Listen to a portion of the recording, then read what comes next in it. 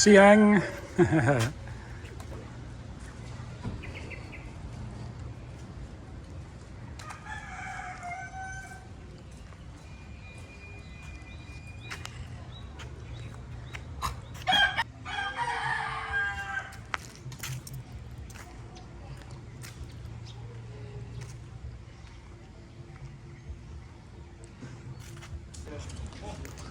So this was the festival park. It's obviously fallen into disrepair. You still have to pay to get in. It's 20,000 each, which is about $2 Australian dollars, £1 English pound. This you can see from sort of all around the centre area.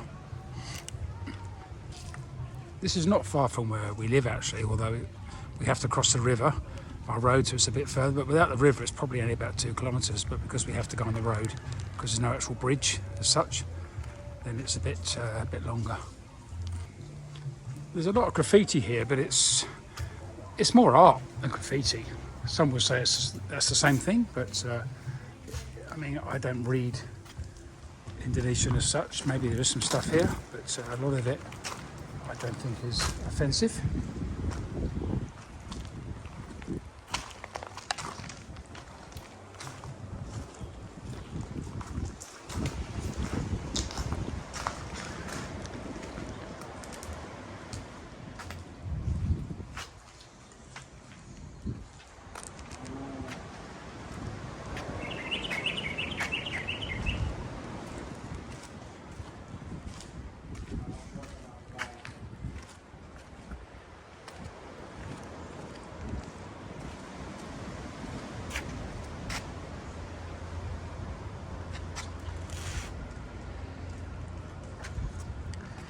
It has sort of its own beauty really, despite being derelict and probably not overly safe to walk around. It probably has its own sort of inner beauty, if you like. As always in Asia, I'm very careful when I walk through greenery, in case there's any of our slippery friends.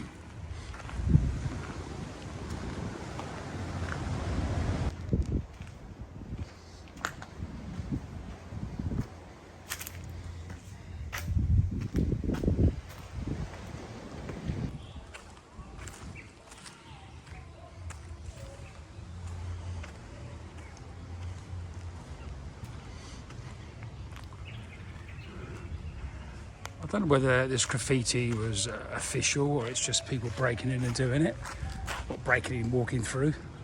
I wonder if they paid the 20,000 entry fee, yeah?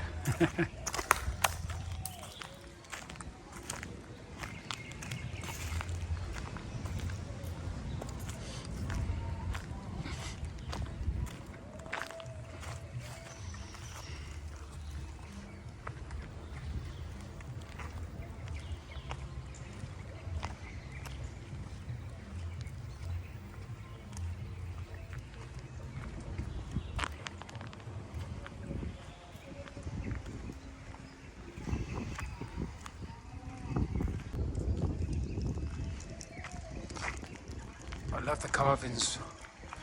Not sure you can see it in the sunlight. It makes you wonder if this was in Europe, certainly the UK, would you be allowed around it? Because I'm sure parts of this building are still falling off at various times. I just hope you're not underneath it when it happens, yeah?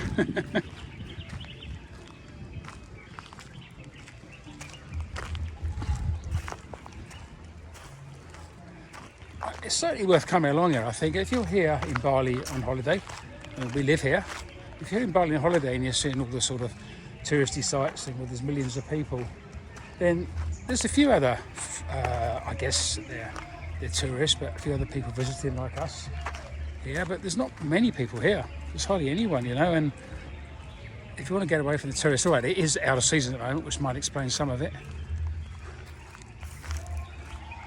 So I'm using an iPhone for this video, and it's quite interesting that when you focus on some of these graffiti or art, or whatever you want to call it, it picks it up as a face, yeah?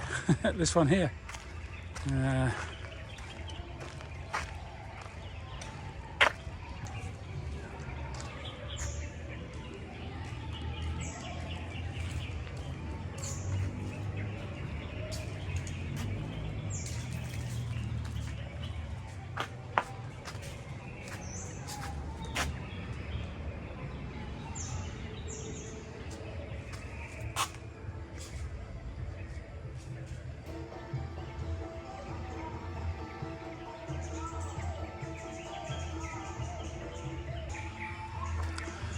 love the root system of the trees you get in Indonesia and probably in various parts of Asia. So a lot of this graffiti is graffiti. It is tagging. Some of it is incredibly artistic. I did see one here with reference to a I think procedure football. Correct me if I'm wrong, but I think this is something FC, PJFC. I think that is PJFC up there, which I guess is procedure, but it could be another team. So apologies if it's another team and I've upset you. So there is quite a few mosquitoes here, so we didn't bring any mosquito repellent. You think I'd know better? I've lived in Asia for a long time now and just didn't think about it. I didn't plan to actually come here, to be honest. We've just got a bit of a drive to the beach, the other side of the river where we live. But to be honest, as soon as I walked in here, I knew there'd be mosquitoes. I'm not overly fussed about mosquitoes, to be honest. Mosquitoes generally during the day are not really a problem. They can bite, yes, but you're not going to get dengue from them. Dengue is transmitted by a different type of mosquito. It's a female mosquito, and it's they actually catch the dengue from humans that have got dengue. So they don't have it themselves. They bite someone that has dengue, and they pass it on to somebody else. So if there's no humans with dengue, then the dengue would die out. But obviously, it doesn't work like that.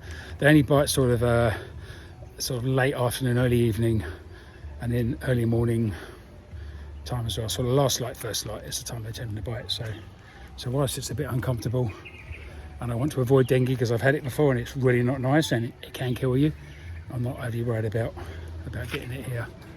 Maybe if I come here in the evening I will be. A bit of a pan round. This is an impressive place. It's pretty big.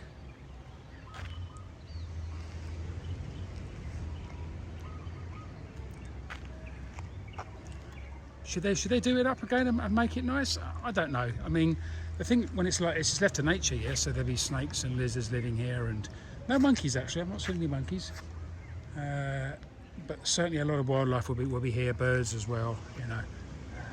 So leaving it alone, I think, is nice. Once you start to make it more of a tourist attraction and start doing it up, then you're going to lose the natural environment, and there's enough of natural environment lost in this country, or this island, certainly in Bali, but all around the world, to be fair. So you really don't want to do any more damage, I think. So I think leaving this like this, it goes back to nature. So pisang, I forget the name of those. I heard the other day on YouTube, but they're very sweet. They're very nice, those little ones. Pisang, banana. Indonesian pisang. There's bamboo, used for everything. We need to have some painting done on the sort of upper part of our house outside, and they're going to make the ladder out of bamboo before they do it, rather than me.